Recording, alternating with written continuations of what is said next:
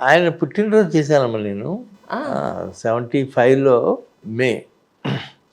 ఆయన పుట్టినరోజు ఊటీలో నేను హర్న్ హిల్ ప్యాలెస్‌లో దించాను ఆయన్ని. ఓహో! ఏంటి ఇక్కడ ఈ మైసూర్ ప్యాలెస్ ఏంటి? మహారాజు గారి ప్యాలెస్ మనకెందుకయ్యా? మనం హాయిగా వుడ్‌లాండ్స్‌కి వెళ్దామే అన్నారు. కాదండి ఇది మైసూరు మహారాజా గారు ఇన్ని ఆనందిస్తారు అని చెప్పా. అందరం నేను వెంకటరత్నం కూడా అక్కడే ఉన్నాం. హ్మ్. బాపయ్య గారు. ఆ తర్వాత అక్కడ ఆ రోజు ఇట్లా మీ బర్త్‌డే సెలబ్రేషన్ చేస్తున్నాం అని చెప్పాం. చాలా హ్యాపీగా ఆ బర్త్‌డే సెలబ్రేషన్స్‌లో ఫోటో మీ వాళ్ళే పంపించారు నాకు. అవునా? చాలా మధురంగా జరిగిందమ్మా. సరే. అలాగే ఊటీలో ఉన్నప్పుడంతా రోజు కాఫీకి వెళ్ళేవాళ్ళం. సాయంత్రం షూటింగ్ అయిపోయిన తర్వాత. హ్మ్. ఎన్ని మధురాతి మధురమైన అనుభవాలు. సో, కాఫీ ఆయన ఎంజాయ్ చేస్తారు. బాగా బాగా చేస్తారు. సార్ ఆయన్ని చూసి హెల్త్ పాయింట్ ఆఫ్ వ్యూలో కానీ, డబ్బుని ఆదా చేయడంలో కానీ, మనిషికిచ్చే గౌరవంలో కానీ, మీరు ఇన్‌స్పైర్ అయిన పాయింట్ అంటే ఏం చెప్తారు సార్? అన్నీ ఎక్కువేనమ్మా ఆయన. హ్మ్. ప్రతిదీ డబ్బులు ఇవ్వటం కానీ, ఖర్చు పెట్టడం కానీ, హ్మ్. చాలా లిమిటెడ్‌గా ఉన్నట్టుగా అనిపిస్తుంది కానీ, చాలా అవసరం అనిపించాం. అలాగే ఆయన దగ్గర పనిచేసిన వాళ్ళందరికీ అప్పుడప్పుడు పిలిచి డబ్బులు ఇస్తూ ఉంటాం. హ్మ్. 16 గంటలు ఆయనతోనే ఉండేవాడిని నేను. ఆ! వదిలిపెట్టకుండా. ఆ! అంత మధురమైన వ్యక్తి అమ్మా ఆయన. ఆయన ఎర్లీ మార్నింగే ఎక్కువ ప్రిఫర్ చేస్తారు నిద్ర లేవడానికి, రెడీ అయ్యి అలా కూర్చుంటారని చెప్పని. 3కో, 3:15కో లెగుస్తారమ్మా ఆయన. లేచి స్నానం చేసి, హ్మ్. ఆసనాలు చేసిన తర్వాత స్నానం చేసి, ఆయన మేకప్ వేసుకొని కిందకొచ్చి మేకప్ వేసుకొని, ఆ తర్వాత హ్మ్. 4:30కి అందరికీ ఇంటర్వ్యూస్ ఏమన్నా ఉంటే హ్మ్. లేకపోతే చక్కగా స్క్రిప్ట్ రాసుకుంటా నాలాంటి ఆయన ఎదురుగా కూర్చోబెట్టుకుని కబుర్లు చెప్తూ హ్మ్. ఈ కథ ఎప్పుడు రాశాను, ఈ కథ ఏంటి, అసలు ఏంటి అని హ్మ్. కేవీ రెడ్డి గారి గురించి బాగా చెప్పేవారు ఆయన. ఓకే. ఓకే. కేవీ గారు ఈ కుర్చీ నాన్నగారి కోసం ఆయన కోసమే చేశాను, కేవీ గారి కోసం హ్మ్. అని ఆ కుర్చీలోనే కూర్చునేవారు ఆయన. అది చచ్చిపోయారు అప్పటికి. చాలా మధురమైన వ్యక్తి అమ్మ. ఆయనకి భక్తి ఎలా ఉండేది సార్ అప్పట్లో? ఎందుకంటే మాకు కలిసే అవకాశం రాలేదు. మీరంటే చాలా క్లోజ్ అసోసియేషన్ కాబట్టి అవునమ్మా. మిమ్మల్ని అడిగి తెలుసుకోవడమే మేము. భక్తి చాలా బాగుండేదమ్మా. ఆ! ప్రతిరోజు దాన్ని పూజ చేసుకునే వచ్చేవారు. వెంకటేశ్వర స్వామినే బాగా కొలిచేవారు ఆయన. మీకేమన్నా అంటుందా సార్ కొంచెం భక్తి ఆయనంటే? నాకు బాగానే అంటిందమ్మా ఆయన. అంటే మీ ఇలవేలుపు వెంకటేశ్వర స్వామేనండి? లేకపోతే నా ఎలువేలు వెంకటేశ్వర స్వామి ఆయన. ఈరోజు మీరు ఈ స్థాయిలో ఉండడానికి ఎన్టీ రామారావు గారు ఎంతవరకు కారణం అంటే ఏం చెప్తారు సార్? చాలా వరకు ఆయనే కారణం అమ్మా. ఆయన దగ్గర నుంచే నేర్చుకున్నాను ఈ వ్యాపారం, డిసిప్లిన్ ఇవన్నీ. ఆ తర్వాత ఇంకెవరన్నా కారణం అంటే చిరంజీవి గారు. హ్మ్. ఆయన్ని కూడా మర్చిపోలేనమ్మా, చిరంజీవి గారిని కూడా. ఆ భక్తి శ్రద్ధలు ఆయన రామారావు గారిని కాల్చి పడబోతుంటారేమో ఈయన అనిపిస్తూ ఉంటుంది చూస్తూ ఉంటాం. అప్పట్లో రెమ్యూనరేషన్స్ ఎంతుండేవి సార్? కొన్ని ఏళ్ల క్రితం మాట అది. నేను ఎదురులేనప్పుడు ఆయనకి 1,75,000 ఎంత ఇచ్చినట్టు గుర్తమ్మా. అసలు అప్పట్లో లక్షలంటే ఇప్పుడు కోట్లతో సమానం. సమానం. అవును. తర్వాత యుగ పురుషుడికి 325 ఇచ్చాను, 350 ఇచ్చాను గుర్తులేదు. ఇప్పుడు మనం హీరోల్ని పట్టి మన స్టోరీ రాసుకునే పద్ధతి ఇప్పుడు. అవును. అప్పట్లో సార్ మీరు ఒక ప్రొడ్యూసర్‌గా ఆయనతోనే అసలు ఆయనతోనే ఆయన హావభావాలు, ఆయన మాట తీరు, అన్నీ ఆయన మీదే బేస్ చేసి కథ తయారు చేసేవాళ్ళం.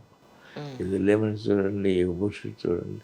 కానీ తర్వాత మళ్ళీ మీరేం ఆయన్ని బేస్ చేసుకుని ఆయన హీరోగా మీరు తర్వాత ప్రొడ్యూస్ చేయడానికి అవకాశం దొరకలేదా సార్? తర్వాత నేను ఇంకా ఆయన కొద్దిగా బిజీగా ఉన్నాను దత్తు అని అంటే, నేను అప్పుడు నాగేశ్వరరావు గారికి తెస్తానని చెప్పి నాగేశ్వరరావు కృష్ణతో మొదలుపెట్టి అట్లా నేను ఆ వేలో వెళ్ళిపోయాను. ఆయన ఇంట్లోకి రాజకీయాల్లోకి వెళ్ళిపోయాను. హ్మ్. నేను కూడా రాజకీయాల్లో ఆయనతో పాటు వెళ్ళాను, పార్టీలో చేరాను. ఆయనతో పాటే ఉన్నట్టే లెక్క. హ్మ్. ఎప్పుడన్నా హైదరాబాద్ వస్తే నువ్వు రా తప్పకుండా అని మద్రాసు వచ్చినప్పుడు ఆయన ఫోన్ చేసేవారు. హ్మ్. అలా ఉండేది మా పరిచయం అంతా. చెన్నై నుంచి హైదరాబాద్‌కి ఫిల్మ్ ఇండస్ట్రీ షిఫ్ట్ అయినప్పుడు మన రామారావు గారి కాంట్రిబ్యూషన్ కానీ, అప్పుడు ఉన్న పరిస్థితులు ఏమన్నా ఒకసారి గుర్తు చేసుకునే అవకాశం ఉందా సార్ ఇప్పుడేమన్నా? ఎందుకుండదమ్మా, నాకైతే బాగా గుర్తే. ఆయనతో కలిసి తిరిగిన తిరుగుళ్ళు అవన్నీ షూటింగ్ లేకపోతే సరదాగా షాపింగ్కి వెళ్దాం పొద్దున్నే అనేవారు. ఏం కొనేవారు సార్? బట్టలా? ఆయన బట్టలే కొనేవారమ్మా. ఆయనకంటే ఆయన సొంత ప్రొడక్షన్ చేస్తూ ఉండేవారు కదా. ఆ ప్రొడక్షన్లోకి అన్నీ కలిపి ఇండియా సిల్క్ హౌస్కి వెళ్ళేవాళ్ళం. ఓహో. అక్కడి నుంచి నేను ఆయన అక్కడ ఉంచోబెట్టి నేను గవిక్కిన పక్కకి వెళ్ళి స్వీట్స్ అవి తీసుకొచ్చి ఇచ్చేవాడిని. తీసుకునేవారు. చాలా ఆనందంగా ఉండేదమ్మా. బాలకృష్ణ గారితో ఒక మూవీ షూట్లో నేను వారితో పాటు ఒకరోజు కలిసి పనిచేయడం జరిగింది. అవును, ఎంత సరదాగా ఉంటారంటే బాలయ్య బాబు గారు, అవును. ఫుడ్ కూడా అంతే ఎంజాయ్ చేస్తారు. ఉన్న వాళ్ళందరికీ పెడుతూ ఆ డ్రై ఫ్రూట్స్ అని పక్కన పెట్టి వచ్చిన వాళ్ళందరికీ ఇస్తూ ఉంటారు. అవును. ఈయన ఎలా ఉంటారు సార్? రామారావు గారు ఎలా ఈయన అంతేనమ్మా. ఈయన అంతే. అందరినీ భోంచేసారా అంతే. అది అడుగుతూ ఉండేవారు. చాలా బాగుండేవారు. ఇది గుర్తు తెచ్చుకుంటుంటే జనరంజకంగా ఉంటుంది. అదే సార్, అవును. ఆపాత మధురాలు అంతే ఇవన్నీ. నిజం. రాజకీయాల్లో బాగా బిజీ అయిపోయిన తర్వాత మీరు పెద్దగా కలిసే అవకాశం దొరికిందా లేకపోతే? లేదమ్మా. ఆయన రాజకీయాల్లో ఉన్నప్పుడు టూర్లు గీర్లు వెళ్ళిన తర్వాత హైదరాబాద్లో ఎప్పుడైనా ఉన్నప్పుడు నేను వెళ్తే ఖచ్చితంగా కలిసేవాళ్ళం. కలవకుండా వెళ్ళిపోతే ఆయనకి తెలిసేది. చాలా బాధపడేవారు. ఏంటి వచ్చేది వెళ్ళిపోతావేంటి అట్లా అని. లేదండి మీరు బిజీగా ఉన్నారని చెప్పి. మీ వాయిస్లో బాధ కనపడుతోంది నిజంగా. కనిపిస్తుంది. మీకు ఎలా ఇన్ఫర్మేషన్ వచ్చింది యాక్చువల్గా రామారావు గారు ఇలా కాలం చేశారు అని? నేను ఆ రోజు రాత్రి పడుకుని లేచాను మద్రాసులో. లేచానంటే అప్పుడు చెప్పారు పెద్ద ఆయన రాత్రి పోయారంట. అప్పుడు నేను బాలకృష్ణ అందరం హుటాహుటిన బయలుదేరాము. అయితే ఇప్పుడు మీరు చెన్నైలో ఉన్నారు అప్పుడు? నేను చెన్నైలో ఆహాహా. హుటాహుటిన వెళ్ళాం. అన్నీ 2 రోజులు అక్కడే ఉన్న కార్యక్రమాలన్నీ ముగిసి వచ్చింది. చాలా బాధాకరమైన విషయం అనిపించింది. ఆయన ఆఖరి సినిమా మేజర్ చంద్రకాంత్. అంతే కదమ్మా. తర్వాత మీరు వెళ్ళారా ఆ షూటింగ్కి? ఏమన్నా మీ సినిమాలు కాకుండా ఆయన షూటింగ్లో ఉన్నప్పుడు? వెళ్ళేవాడిని కదమ్మా. అవునా? ప్రతిరోజు వెళ్ళేవాడిని. నేను ప్రతిరోజు ప్రతి షూటింగ్ వెళ్ళేవాడిని, కూర్చునేవాడిని, అంతా ఎంజాయ్ చేసేవాడిని. చూడద్దు ఇది బాగా మోడర్న్గా తీస్తున్నారు రాఘవేంద్రరావు, నెక్స్ట్ సినిమాలో గుర్తుపెట్టుకో అని చెప్పేవారు. అసలు మీది రాఘవేంద్రరావు గారిది ఇద్దరి పక్క పక్కన కూర్చోబెట్టి చేద్దామని ఫస్ట్ ప్లాన్. అవునమ్మా. అనుకుని తర్వాత మీ ఇద్దరు టైమింగ్స్ సెట్ అవ్వట్లేదని సరే విడివిడిగానే చేద్దాం, నాకు కూడా 2 ఇంటర్వ్యూలు కలిపి చేసేస్తే ఒకటే అయిపోతుంది, విడివిడిగా చేస్తే 2 ఇంటర్వ్యూలు చేశారమ్మా ఇంట్లో? లేదు సార్, ఇప్పుడు ఉంది సార్. మీది అయిపోయిన తర్వాత వారదే ఉంది, వెళ్ళాలనుకున్నాను. అదే ప్రతి మనిషి జీవితంలోనూ మంచి చెడు అప్ అండ్ డౌన్స్ అనేవి చాలా కామన్గా ఉంటాయి.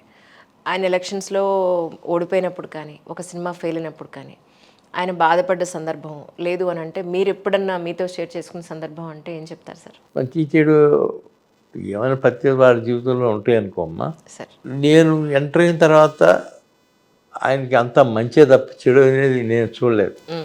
ఎదురులే మనిషి అయిన దగ్గర నుంచి ఇక ఆయన అసలు నిశ్చింతగా కాలు మీద కాలేసుకుని చాలా హ్యాపీగా ఉండేవారు. ఆ తర్వాత రాజకీయాల్లోకి వెళ్ళటం, తర్వాత అక్కడికి వెళ్ళిన తర్వాత ఫస్ట్ టైం ఓడిపోయిన తర్వాత నేను వెళ్ళి కలిశాను. కలిసి అందరినీ రండి రండి రండి రండి అని, ఏముంది కదా రాజకీయం, మనకి మన పని మనం చేసుకుందాం అనేవారు. అండ్ ఏదన్నా ఇక్కడ రాజకీయంగా మీరు అవసరం అండి, ఇది మాట్లాడాలండి, ఇది చేయాలండి అంటే అప్పుడు తప్పకుండా వెళ్ళేవారు. నాచారం స్టూడియోలో మాత్రం ఆయన యాక్టివ్గా ఉండేవారు. సినిమాలు తీసుకుంటూ ఆయన సినిమాలు ఇప్పుడు వెళ్ళేవాళ్ళం. అప్పుడు ఆయన కూర్చోబెట్టి ఏంటి సలహాలన్నీ అడుగుతుండేవారు, అన్నీ చెప్తూ ఉండేవాళ్ళం.